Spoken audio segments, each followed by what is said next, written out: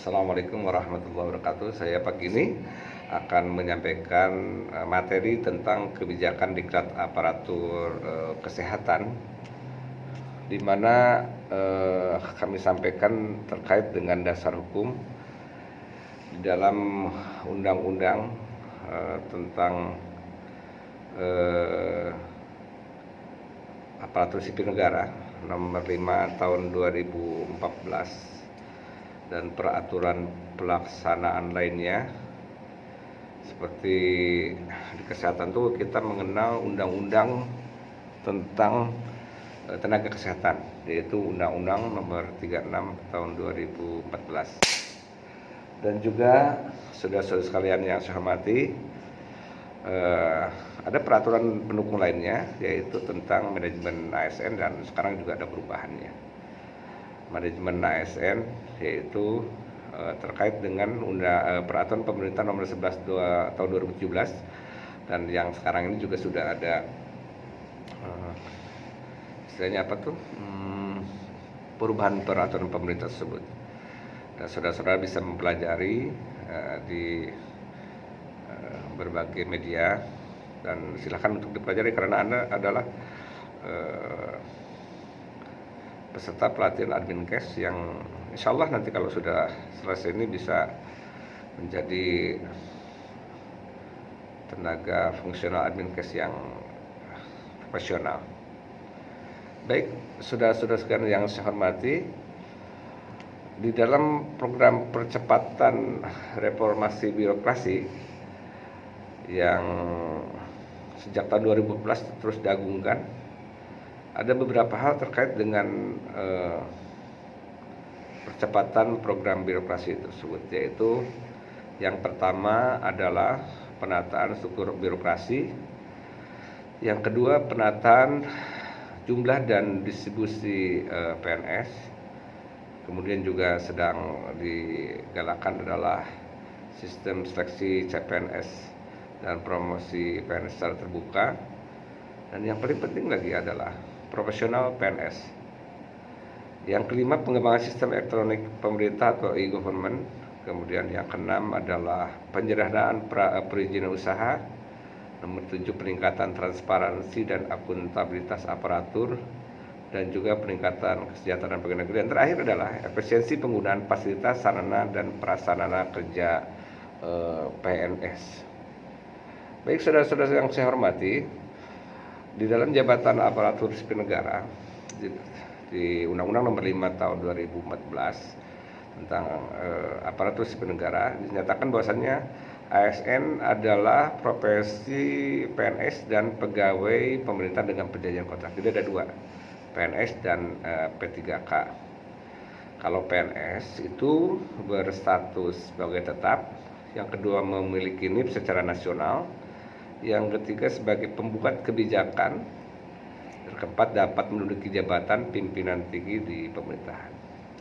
Sedangkan P3K diangkat dengan perjanjian kontrak atau kerja, kemudian dapat diberikan nomor induk pegawai perjanjian kerja, kemudian melaksanakan tugas pemerintahan dan menduduki jabatan fungsional. Itu jadi sampai jabatan fungsional, saudara-saudara. Transformasi birokrasi dalam pengelolaan SDM aparatur sejak 2013 sudah ditingkatkan. Dalam rangka apa? Dalam rangka birokrasi bersih, kompeten dan melayani. 2013 kita akan mengenal administrasi kepegawaian, rule based birokrasi. Kemudian 2012 dirubah lagi menjadi performance based birokrasi dengan istilah manajemen SDM, dan 2025 diharapkan menjadi dynamic governance, yaitu pengembangan potensi human capital, yang ujung-ujungnya adalah kita mengharapkan adanya birokrasi yang bersih, kompeten dan melayani. Jabatan ASN itu pada prinsipnya ada beberapa hal yang harus dijelaskan, yaitu ada jabatan pimpinan tinggi, jabatan administrasi, dan juga jabatan fungsional. Saudara bisa lihat di penjelasan segitiga di yang transparan yang saudara pegang. Dalam jabatan fungsional dinyatakan bahwasannya definisinya sekelompok jabatan yang berisi fungsi dan tugas berkaitan dengan pelayanan fungsional yang berdasarkan keahlian dan keterampilan. Sedangkan penjelasan lainnya adalah jabatan fungsional itu mempunyai keahlian dan keterampilan tertentu.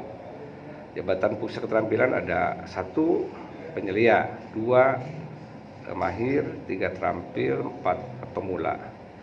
Sedangkan keahliannya bisa diinikan jadi 4, yaitu ahli jabatan fungsional, ahli utama, madya, muda, dan ahli pertama. Dan saat ini telah ditetapkan adanya 142 jabatan fungsional. Untuk Kementerian Kesehatan sendiri sudah lebih dari 30. Terakhir 29, sekarang 30. Bagaimana tugas dan peran kedudukan jabatan fungsional di dalam ASN?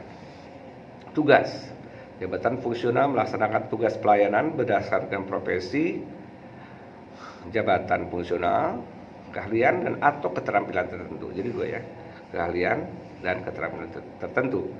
Sedangkan peranannya adalah jabatan fungsional mempunyai peran sebagai pelaksana tugas di bidang pelayanan dan profesi jabatan fungsional yang berdasarkan pada keahlian dan atau keterampilan tertentu. Dan kedudukan daripada jabatan fungsional sendiri adalah berkedudukan dan di bawah bertanggung jawab secara langsung pada pejabat pimpinan tinggi atau pejabat administrasi yang memiliki keterkaitan dengan pelaksanaan tugas jabatan fungsional tertentu. Untuk kriteria penetapan jabatan fungsional, 1, jabatan fungsional itu punya fungsi dan tugasnya berkaitan dengan pelaksanaan fungsi dan tugas instansi pemerintah. 2, mensyaratkan keahlian atau keterampilan tertentu yang dibuktikan dengan sertifikasi dan atau penilaian tertentu. 3, dapat disusun dalam satu jenjang jabatan berdasarkan tingkat kesulitan dan kompetensi. 4, pelaksanaan tugas yang bersifat mandiri dalam menjalankan tugas profesinya. Dan 5, kegiatannya dapat diukur dengan satuan nilai atau akumulasi nilai-nilai atau bukti-bukti kegiatan dalam bentuk angka kredit. Jadi di dalam jabatan fungsional itu jelas ada angka kreditnya. Ada unsur tugas dan kinerja jabatan ASN, yaitu tugas jabatan ada 2 hal yang harus diperhatikan. Ada tugas jabatan, ada non jabatan. Ada tugas utama, ada tugas tambahan. Ada tugas utama, penunjang, ada tugas tambahan juga. Khusus yang tugas utama dan penunjang itu memerlukan angka kredit. Sedangkan yang sifatnya non jabatan, tambahan dan juga ketambahan lainnya adalah non angka kredit. Dan dalam tugas utama itu ada kaitannya dengan kinerja JFT, jabatan administrasi, dan juga kinerja Japung, ya, kinerja Japung. Saudara-saudara sekalian yang saya hormati, terkait dengan pengelolaan kinerja jabatan fungsional ASN itu ada hal yang perlu diketahui, yaitu pertama perencanaan kinerja, yang kedua target yang harus dicapai, dan yang ketiga adalah manfaat yang dihasilkan. Dan semuanya hasil kerjanya itu merupakan output dari jabatan fungsional. Apabila tidak tercapai, maka ada sanksi sesuai dengan peraturan perundang-undangan yang berlaku. Saudara-saudara sekalian, bagaimana dengan kondisi jabatan fungsional saat ini? Yang sudah ditetapkan adalah jabatan fungsional ada 142, sedangkan kelemahan dan dalam pengaturan, nah ini yang perlu saudara lihat aja di transparan di halaman 12. Untuk kondisi jabatan fungsional ke depan, pertama ada pemisahan jabatan fungsional administrasi dan terampil secara bertahap, ya. Jadi pemisahan jabatan fungsional ahli dan jabatan fungsional terampil secara bertahap dengan menyesuaikan terhadap jabatan standar jabatan internasional, dan juga jumlah jabatan fungsional diharapkan mencapai 240. Sekarang sudah 142. Yang kedua adalah potensi usulan jabatan fungsional baru pada 76 kementerian lembaga. Dan ini dibagi daripada jabatan fungsional terampil dan ahli. Dan ini silahkan baca di halaman 13 PowerPoint di mana ada penjelasan lebih lanjut. Untuk kompetensi dan jabatan fungsional, ya, jabatan fungsional ada kompetensi dan persyaratannya, baik jabatan fungsional keahlian, ahli ataupun jabatan fungsional keterampilan. Bagaimana dengan upaya pengembangan staf? Jadi di dalam Undang-Undang Nomor 36 tahun 2014 tentang tenaga kesehatan ayat pertama bahwasannya pelatihan tenaga kesehatan sebagai salah satu peningkatan kompetensi dapat diselenggarakan oleh pemerintah daerah dan juga oleh masyarakat. Dan pelatihan sebagaimana tersebut di atas itu harus sesuai dengan standar profesi dan standar kompetensi serta diselenggarakan oleh institusi penyelenggara pelatihan yang terkendali, terakreditasi sesuai dengan ketentuan peraturan yang berlaku. Jadi sesuai dengan peraturan yang ada, yang terakhir adalah keputusan Menteri Kesehatan nomor 725 tahun 2003 tentang akreditasi pelatihan, tentang penyelenggaraan pelatihan itu semuanya harus terakreditasi, semua penyelenggara pelatihan harus terakreditasi. Yang ujung-ujungnya adalah melaksanakan pelatihan, SDM kesehatan meningkat, dan ujung-ujungnya adalah untuk meningkatkan pembangunan kesehatan secara nasional. Bagaimana dengan proses pelatihan? Proses pelatihan adalah pembelajaran dalam rangka meningkatkan kinerja profesionalisme dan atau menunjang pengembangan karir tenaga kesehatan untuk melaksanakan tugas dan fungsinya yang dilaksanakan minimal 30 jam pelajaran. Jadi untuk pelatihan kesehatan itu minimal 30 jam pelajaran, sedangkan di dalam manajemen ASN memang dikenal 20 JPL untuk ASN. Tetapi untuk tenaga kesehatan yang namanya pelatihan itu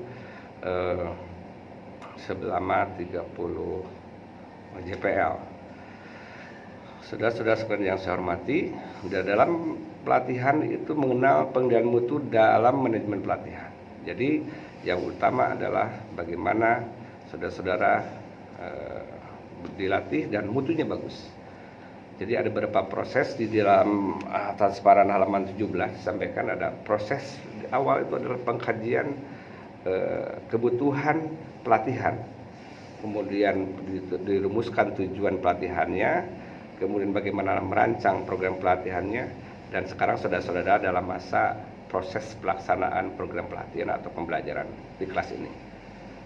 Dan yang terakhir adalah proses evaluasi program pelatihan, dan di sini menekankan tentang pengendalian mutu pelatihan. Mungkin itu sebagai pengantar, silahkan saudara-saudara sekalian untuk membaca transparan berikutnya ini dengan MOT atau manajer diklat. Semoga kita ada dalam kesehatan yang baik di musim yang sedang bangsa Indonesia dan dunia prihatin dengan adanya corona ini. Terima kasih. Wassalamualaikum warahmatullahi wabarakatuh.